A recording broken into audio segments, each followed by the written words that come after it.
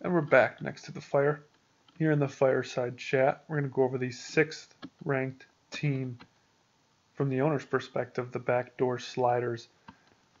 This team is the only team that's been around now all 5 seasons.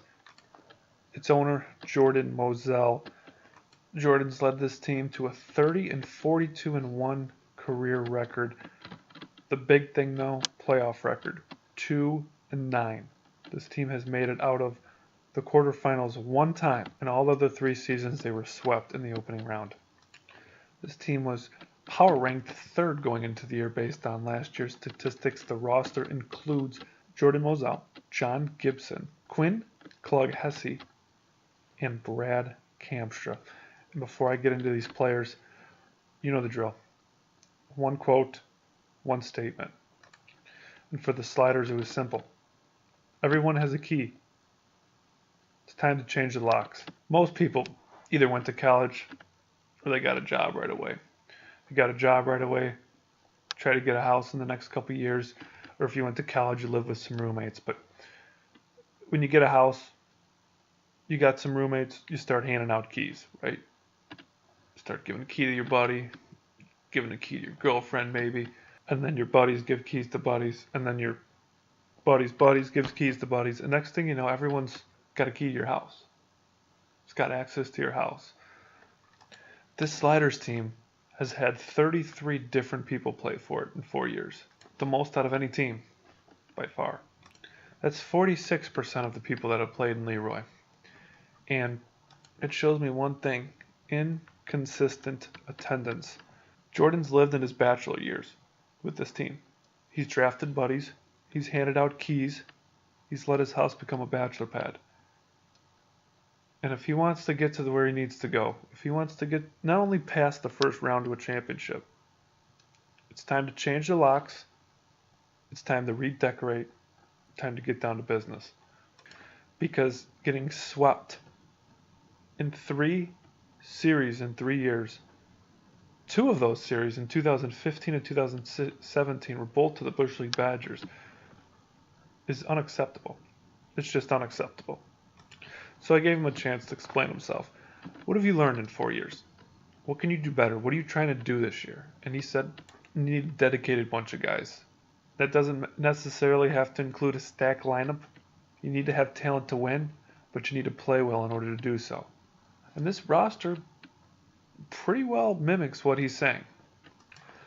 The Sliders roster played 77 games combined last year. That's 3rd most among teams, trailing just the Corn Bombers and the Hawaiians, and the Corn Bombers have 78.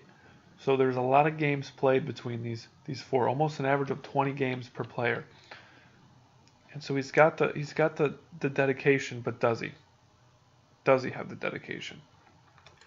It's no secret to anyone Jon's attitude toward the league. It's not negative, but it's not positive. It's there. It's just there. He's been an odd year guy.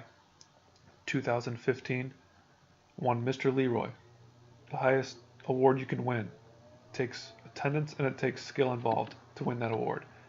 And he led, at that time, Superstars to a finals appearance. In 2016, nowhere to be found. And in 2017, with Caleb, went to the semifinals and lost an intense battle there, but had a great season and was a all pitching team, made the all pitching team. But the more I thought about it, it wasn't really an odd year thing, or that he was good. It was that he had help. 2015, he had Jack Hilligans. Them 2 fed off each other. Both dynamic batters. 2017, he had Caleb. Both dynamic batters. 2016, he had nobody. He had no help from the plate. And in 2018, who's going to be that guy? Who's going to be the guy he feeds off of? Both Quinn and Brad had sub-300 batting average last year. Yes, it was their first year, so be it. Jordan had an extraordinary year, 390 batting average, 17 homers, 36 ribbies. He played good, but is he elite talent from the plate? No. So I asked him, how much does this season, for you guys, rely on Jon Gibson? He said this, he's obviously a key player for us. He will hopefully perform how I envisioned Robbie to perform last year. And I take away two things from that. Number one, he's looking for Jon to be an all Leroy player again, I believe. Top 5 player, because Robbie could do that as well. But number two, sort of sense that Jordan blamed the misgoings of last season on Robbie. It's interesting that he could have said anything about how he wants Jon to perform, and he straight up went straight to Robbie's supposed poor performance in last year's season. So that's interesting to me.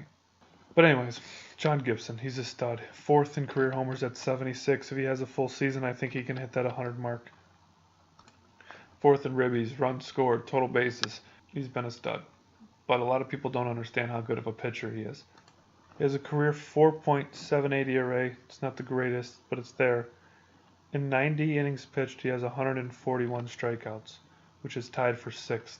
And the big numbers, a 1.36 whip, 8th overall, and a 314 opponent's batting average, which is also 8th overall. So you know what you're getting when you get a good Jon. But let's go into the other 3 parts of this. We've talked enough about Jon and what he can and can't do. Let's move on to Jordan. Jordan's played 66 total games, tied for 4th all time. His pitching numbers are interesting. A 7.06 ERA, he has 99 career strikeouts. So his first strikeout of the 2018 season will be his 100th strikeout and will be the 16th player to do so. But Jack Hilligan's also with 99, so it could be a fight to get that 16th spot. Jordan's been a contact hitter his whole career. He's 2nd all-time in doubles with 34 doubles. He's had 32 homers in his career, only 78 ribbies, but he likes to make contact, and he's good at making contact. He's got a career .421 batting average, which is great. Like I said, in 66 games, that's good stuff. But 2 years ago, he only had 1 home run. Last year, he had 17. He's got to find who he was last year and bring that back and be the number 2 for this team. He has to be the number 2 for this team. The Sliders were the first team shut out. No hit. I shouldn't say shut out. The first team no hit in the playoffs in Leroy history last year. A team that consisted of him, Robbie Zanstra, Garrett Lytle, and Andrew Sitter. That's unacceptable. And that's from a leader's standpoint. You've got to get your team going. You've got to start cooking.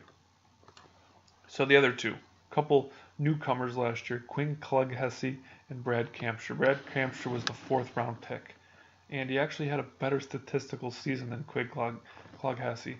Brad had a tough year last year from a mindset of where he was. He was on the Truckers. He came for 19 games, and he was 1-18 in those 19 games. It was a grind. It was a grind, and the commitment that he showed and continued to come week in and week out after losing goes to show you what kind of commitment we could hope to get out of him this year. He said he wasn't sure if he was going to be able to make everything, but I think when he gets on a team with Jordan, and if Jon Gibson comes and Quinn and these guys start winning, I think that he's going to get that fever that he was really desiring last year but never came, of winning some games. Brad had a 10.71 ERA. Wasn't good. He had 30 Ks in 26 innings pitched, but going through his games played, 6 games of his 19, he played not giving up a run. 6 games. And if he could hone in on that and hone in on those good appearances and continue them, and a lot of them were later in the season, that he can work off of those. I think when he starts getting in trouble, that's when he starts facing some difficulty. He throws a slow, kind of soft riser that really fools the hitters because it almost stops at the plate when it gets there. And it's an interesting pitch, but he's got to be able to hit the strike zone and find it with that pitch. Quinn Cloghessy I didn't get to see much of last year. He came to the draft. It was awesome to see him there. Straight up newcomer for us last year. Not many of us knew who he was. We had some mutual friends here and there, but he had an interesting year. He got signed by the Liners, ended up getting released, played the rest of the year as a free agent, and had a good season. He really did have a good season. He struggled from the plate throughout the year, finished with a .255 batting average, but in 3 of those games, he had a couple homers. He did have a couple homers, so he had 6 homers on the year, and I think that he's got this first year out of the way. He didn't know nobody. This year he's going to build a relationship with Jordan and hopefully Jon and Brad and feel comfortable with himself. He had 14 Ks in 18 innings, 3.21 WHIP, 12.21 ERA. But like I said, this year is where he's got to hone in on some of his skills. He's got to find some comfortability from the mound and find some comfortability from the plate in the aspect of timing and hitting some slow pitches, as well as really just trying to make contact and some fast stuff. And we'll see how he does this year. We'll see how this team gels, so to speak. It's a bunch of different ages. John and Brad will be 20. Quinn's right in the middle there at 25, and Jordan's going to be 27 entering opening day. So a couple older guys, a couple younger guys. We'll see how that meshes. And I asked him if anybody's safe. If anybody's safe on this team, are you sure anyone's going to be there start to finish? And he said absolutely not. Nobody.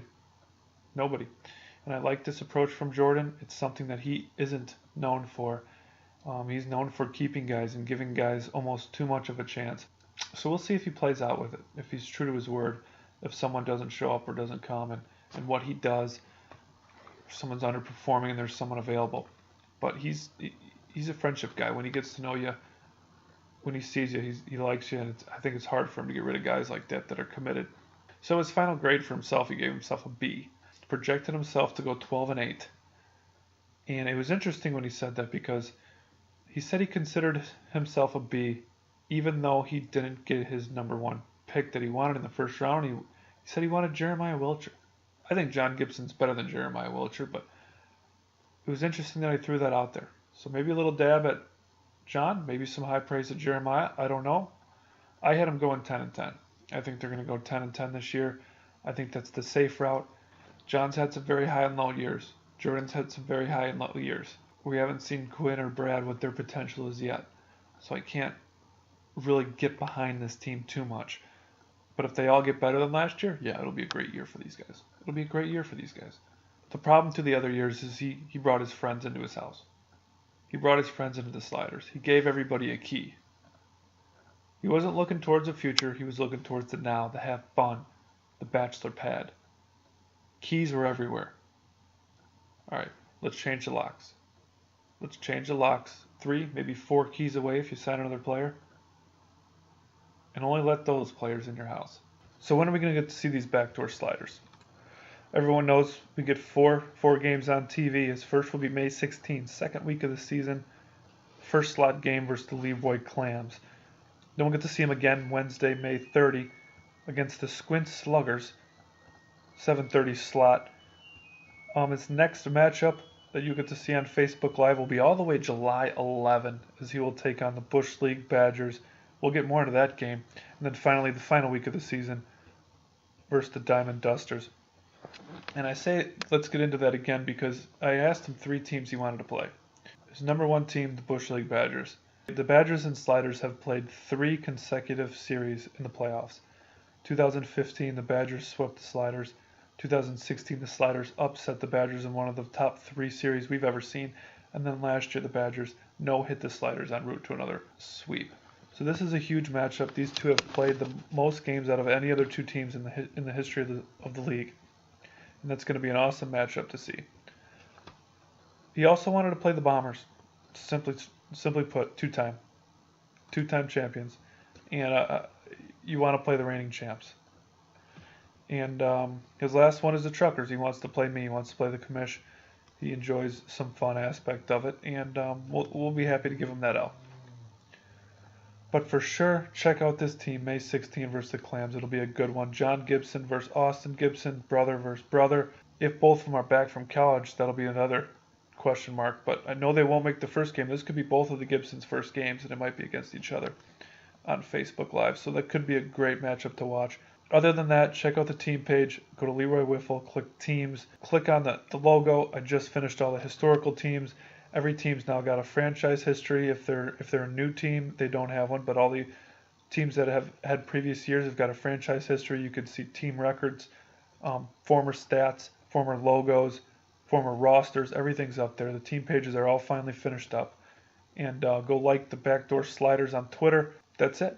Next week, we will be going over a potential rival that Jordan wants to start with Robbie Zanstra. We'll go over his Sultans of Soy back in action after a hiatus of last year.